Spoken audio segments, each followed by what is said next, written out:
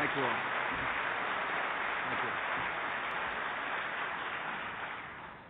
President Ilves, Foreign Minister Schwarzenberg, distinguished guests. Laura and I are pleased to be back in Prague, and we appreciate the gracious welcome in this historic hall. Tomorrow I'll attend the G8 Summit, where I will meet with the leaders of the world's most powerful economies. This afternoon, I stand with men and women who represent an even greater power, the power of human conscience. In this room are dissidents, democratic activists from 17 countries on 5 continents. You follow different traditions, you practice different faiths, and you face different challenges. But you're united by an unwavering conviction that freedom is the non-negotiable right of every man, woman, and child, and that the path to lasting peace in our world is liberty.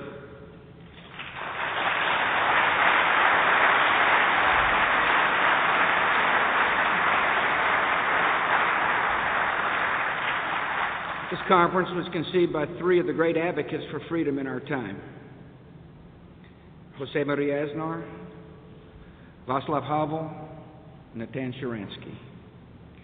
I thank them for the invitation to address this inspiring assembly, and for showing the world that an individual with moral clarity and courage can change the course of history. It is fitting that we meet in the Czech Republic, a nation at the heart of Europe and of the struggle for freedom on this continent. 9 decades ago, Tomáš Masaryk proclaimed Czechoslovakia's independence based on the ideals of modern democracy. That democracy was interrupted, first by the Nazis, then by the communists, who seized power in a shameful coup that left the foreign minister dead in the courtyard of this palace. Through the long darkness of the Soviet occupation, the true face of this nation was never in doubt. The world saw it in the reforms of the Prague Spring and the principal demands of Charter 77. Those efforts were met with tanks and truncheons and arrests by secret police. But the violent would not have the final word. In 1989, thousands gathered in Wenceslas Square to call for their freedom. Theaters like Magic Lantern became headquarters for dissidents. Workers left their factories to support a strike, and within weeks the regime crumbled. Václav Havel went from prisoner of state to head of state, and the people of Czechoslovakia brought down the Iron Curtain with a velvet revolution. Across Europe, similar scenes were unfolding. In Poland, a movement that began in a single shipyard freed people across a nation. In Hungary, mourners gathered at Hero Square to bury a slain reformer and buried their communist regime as well. In East Germany, families came together for prayer meetings and found the strength to tear down a wall. Soon, activists emerged from the attics and church basements to reclaim the streets of Bulgaria and Romania and Albania and Latvia and Lithuania and Estonia. The Warsaw Pact was dissolved peacefully in this very room. And after 7 decades of oppression, the Soviet Union ceased to exist. Behind these astounding achievements was the triumph of freedom in the battle of ideas. The communists had an imperial ideology that claimed to know the directions of history. But in the end, it was overpowered by ordinary people who wanted to live their lives and worship their God and speak the truth to their children. The communists had the harsh rule of Brezhnev and Honecker and Ceausescu. But in the end, it was no match for the vision of Walesa and Havel, the defiance of Sakharov and Sharansky, the resolve of Reagan and Thatcher, the fearless witness of John Paul. From this experience, a clear lesson has emerged. Freedom can be resisted, and freedom can be delayed, but freedom cannot be denied. In the years since liberation, Central and Eastern European nations have navigated the difficult transition to democracy. Leaders made tough reforms needed to enter NATO and the European Union. Citizens claimed their freedom in the Balkans and beyond. And now, after centuries of war and suffering, the continent of Europe is at last in peace. With this new era have come new threats to freedom. In dark and repressive corners of the world, whole generations grew up with no voice in their government and no hope in their future. This life of oppression bred deep resentment. And for many, resentment boiled over into radicalism and extremism and violence. The world saw the result on September the 11th, 2001. When terrorists based in Afghanistan sent 19 suicidal men to murder nearly 3,000 innocent people in the United States. For some, this attack called for a narrow response. In truth, 9/11 was evidence of a much broader danger, an international movement of violent Islamic extremists that threatens free peoples everywhere. The extremist ambition is to build a totalitarian empire that spans all current and former Muslim lands, including parts of Europe. Their strategy to achieve that goal is to frighten the world into surrender through a ruthless campaign of terrorist murder. To confront this enemy, America and our allies have taken the offensive with the full range of our military, intelligence, and law enforcement capabilities. Yet this battle is more than a military conflict. Like the Cold War, it's an ideological struggle between two fundamentally different visions of humanity. On one side are the extremists who promise paradise, but deliver a life of public beatings and repression of women and suicide bombings.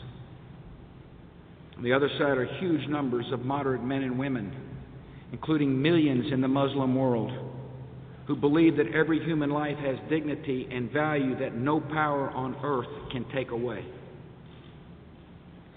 The most powerful weapon in the struggle against extremism is not bombs. It is the universal appeal of freedom. Freedom is the design of our Maker and the longing of every soul.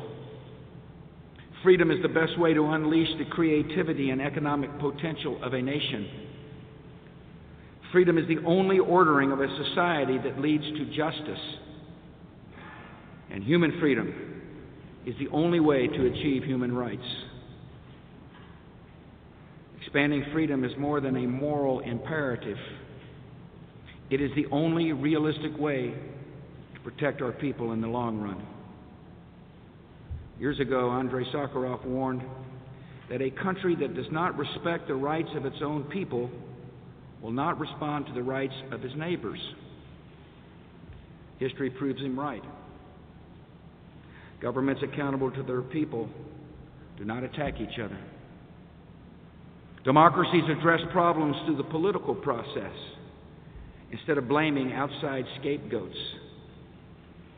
Young people who can disagree openly with their leaders are less likely to adopt violent ideologies. And nations that commit to freedom for their people will not support extremists. They will join in defeating them.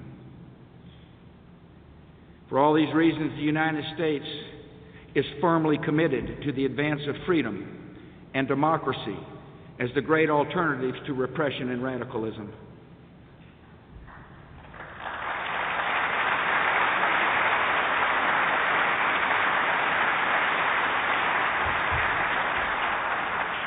We have a historic objective in view.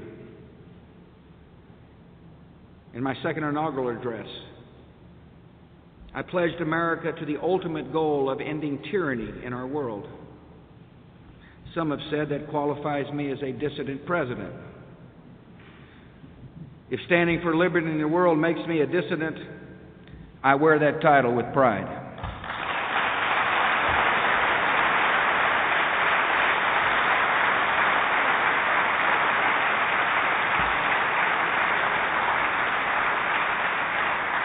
America pursues our freedom agenda in many ways, some vocal and visible, others quiet and hidden from view. Ending tyranny requires support for the forces of conscience that undermine repressive societies from within.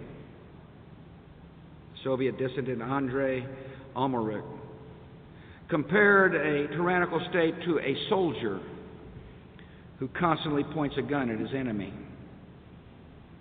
until his arms finally tire and the prisoner escapes. The role of the free world is to put pressure on the arms of the world's tyrants and strengthen the prisoners who are trying to speed their collapse. That's why I meet personally with dissidents and democratic activists from some of the world's worst dictatorships, including Belarus and Burma and Cuba and North Korea, Sudan and Zimbabwe. At this conference, I look forward to meeting other dissidents, including some from Iran and Syria. One of those dissidents is Mahmoud Hamsi. In 2001, this man was an independent member of the Syrian parliament who simply issued a declaration asking the government to begin respecting human rights. For this entirely peaceful act, he was arrested and sent to jail, where he spent several years beside other innocent advocates for a free Syria. Another dissident I will meet here is Rabia Kadir of China, whose sons have been jailed in what we believe is an act of retaliation for her human rights activities. The talent of men and women like Rabia is the greatest resource of their nations, far more valuable than the weapons of their army or their oil under the ground.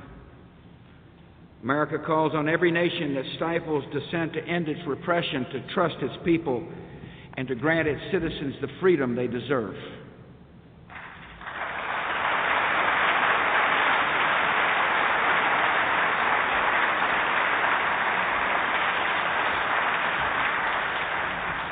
There are many dissidents who couldn't join us because they are being unjustly imprisoned or held under house arrest. I look forward to the day when a conference like this one includes Alexander Kuzulin of Belarus, Aung San Suu Kyi of Burma, Oscar Elias Bisset of Cuba, Father Nguyen Van Ly of Vietnam, Ayman Noor of Egypt, the daughter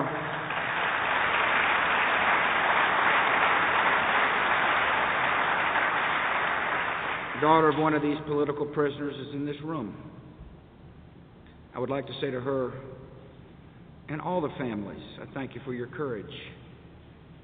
I pray for your comfort and strength. And I call for the immediate and unconditional release of your loved ones.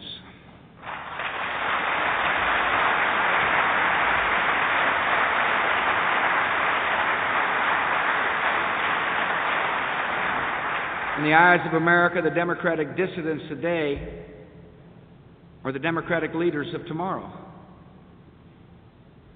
So we're taking new steps to strengthen our support.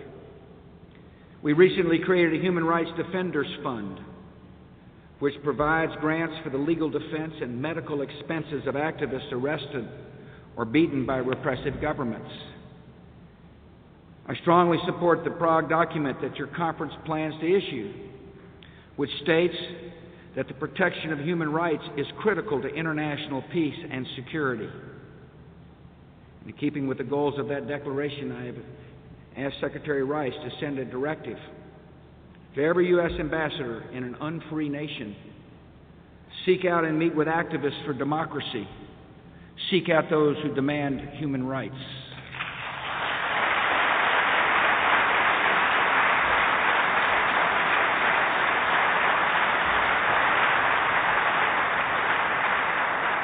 People living in tyranny need to know they are not forgotten.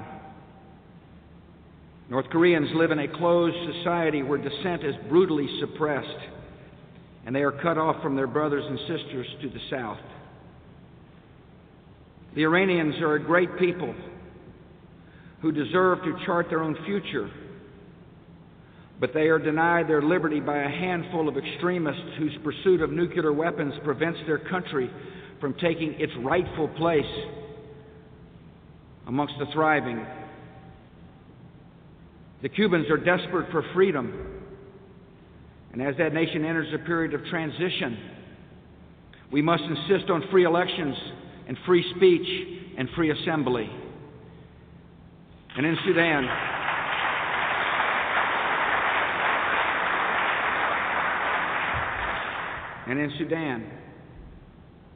freedom is denied, and basic human rights are violated by a government that pursues genocide against its own citizens. My message to all those who suffer under tyranny is this: we will never excuse your oppressors. We will always stand for your freedom.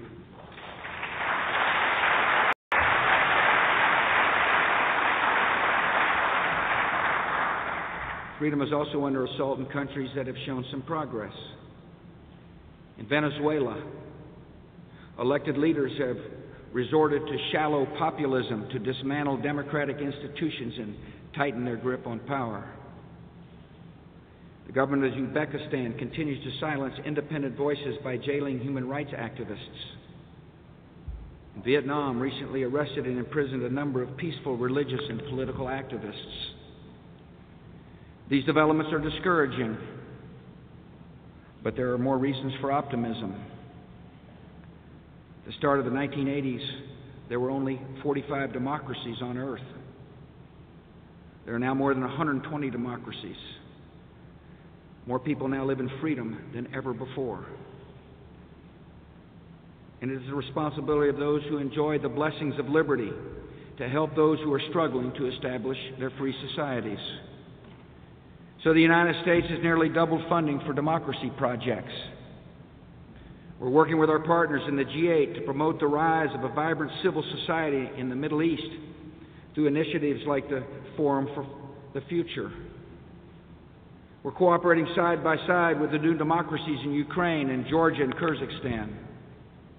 We congratulate the people of Yemen on their landmark presidential election and the people of Kuwait on elections in which women were able to vote and run for office for the first time.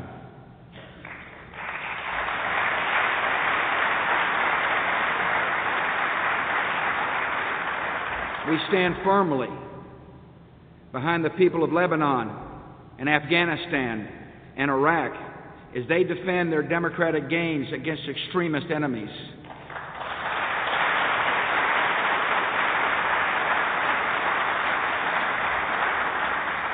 These people are making tremendous sacrifices for liberty. They deserve the admiration of the free world, and they deserve our unwavering support.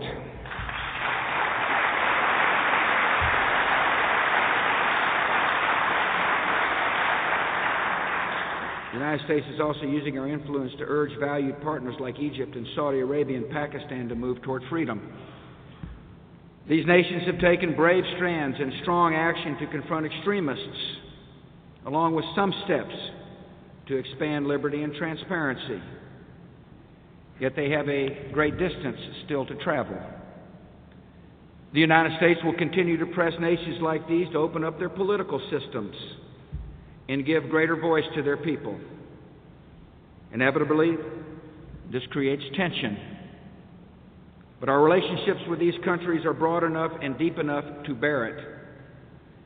As our relationships with South Korea and Taiwan during the Cold War prove, America can maintain a friendship and push a nation toward democracy at the same time.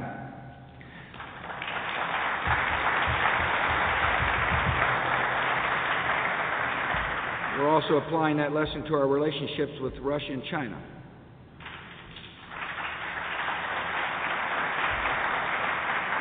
The United States has strong working relationships with these countries. Our friendship with them is complex, In the areas where we share mutual interests, we work together. In other areas, we have strong disagreements. China's leaders believe that they can continue to open the nation's economy without opening its political system. We disagree. In Russia, reforms that were once promised to empower citizens have been derailed, with troubling implications for democratic development. Part of a good relationship is the ability to talk openly about our disagreements. So the United States will continue to build our relationships with these countries, and we will do it without abandoning our principles or our values.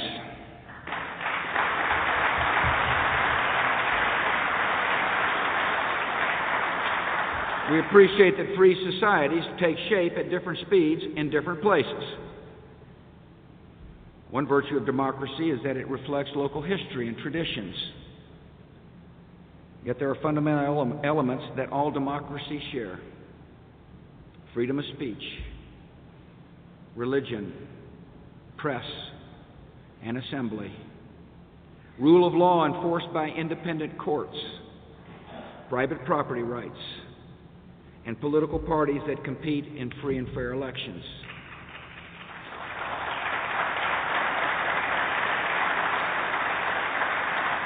These rights and institutions are the foundation of human dignity.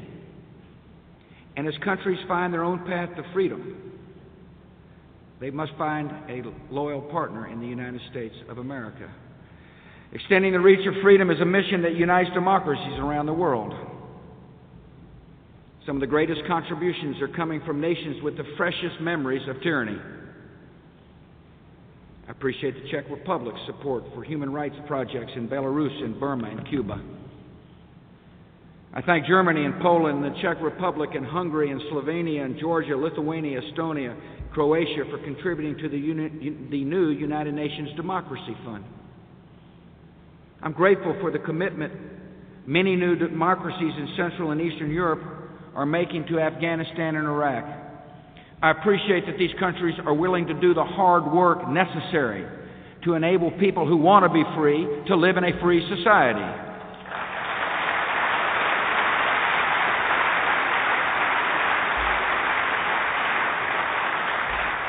In all these ways, the freedom agenda is making a difference. The work has been difficult, and that is not going to change. There will be triumphs and failures, progress and setbacks. Ending tyranny cannot be achieved overnight. And of course, this objective has its critics.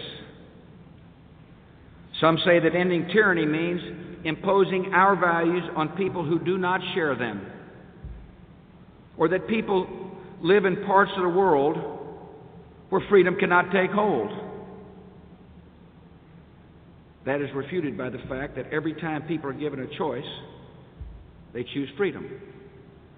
We saw that when the people of Latin America turned dictatorships into democracies, when the people of South Africa replaced apartheid with a free society, and the people of Indonesia ended their long authoritarian rule. We saw it when Ukrainians in orange scarves demanded that their ballots be counted. We saw it when millions of Afghans and Iraqis defied the terrorists to elect free governments. At a polling station in Baghdad, I was struck by the words of an Iraqi. He had one leg, and he told a reporter, "I would have crawled here if I had to." When democracy, I asked the critics, was democracy imposed on that man? Was freedom a value he did not share?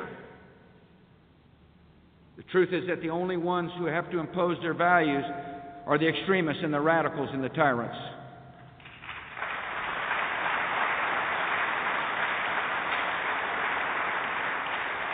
And that is why the communists crushed the Prague Spring and threw an innocent playwright in jail and trembled at the sight of a Polish pope.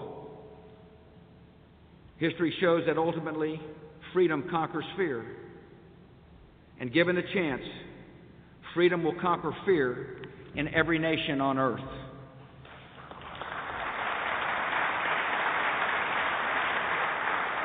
Another objection is that ending tyranny will unleash chaos. Critics point to the violence in Afghanistan or Iraq or Lebanon as evidence that freedom leaves people less safe. But look who's causing the violence. It's the terrorists, it's the extremists. It is no coincidence that they are targeting young democracies in the Middle East. They know that the success of free societies there is a mortal threat to their ambitions and to their very survival. The fact that our enemies are fighting back is not a reason to doubt democracy. It is evidence that they recognize democracy's power. It is evidence that we are at war, and it is evidence that free nations must do what it takes to prevail.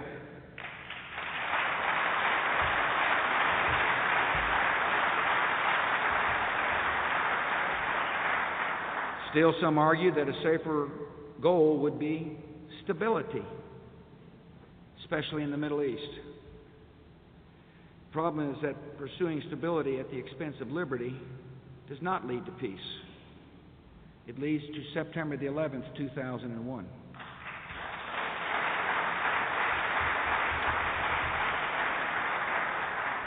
The policy of tolerating tyranny is a moral and strategic failure.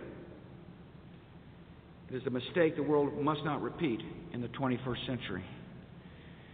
Others fear that democracy will bring dangerous forces to power, such as Hamas in the Palestinian territories.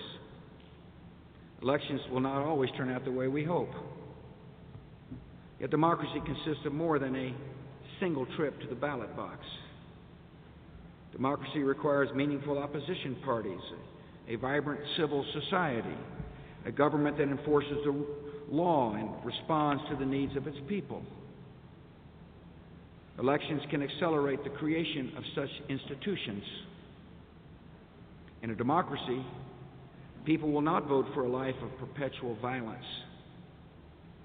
To stay in power, elected officials must listen to their people and pursue their desires for peace. Or in democracies, the voters will replace them through free elections. Finally, there's the contention that ending tyranny is unrealistic. Well, some argue that extending democracy around the world is simply too difficult to achieve. That's nothing new. We've heard that criticism before throughout history. At every stage of the Cold War, there were those who argued that the Berlin Wall was permanent and that people behind the Iron Curtain would never overcome their oppressors. History has sent a different message. The lesson is that freedom will always have its skeptics. But that's not the whole story. There are also people like you and the loved ones you represent. Men and women with courage to risk everything for your ideals. In his first address as president, Václav Havel proclaimed, "People, your government has returned to you." He was echoing the first speech of Tomáš Masaryk, who was in turn quoting the 17th century Czech teacher Comenius. His message was that freedom is timeless. It does not belong to one government or one generation. Freedom is the dream and the right of every person in every nation in every age.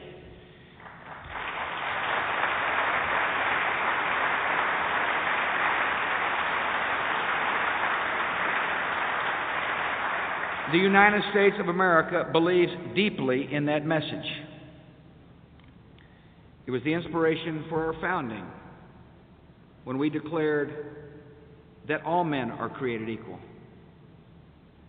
It was the conviction that led us to help liberate this continent and stand with the captive nations through their long struggle. It is the truth that guides our nation to oppose radicals and extremists and terror and tyranny in the world today. And it is the reason I have such great confidence in the men and women in this room. I leave Prague with a certainty that the cause of freedom is not tired and that its future is in the best of hands. With unbreakable faith in the power of liberty, you will inspire your people, you will lead your nations, and you will change the world. Thanks for having me, and may God bless you.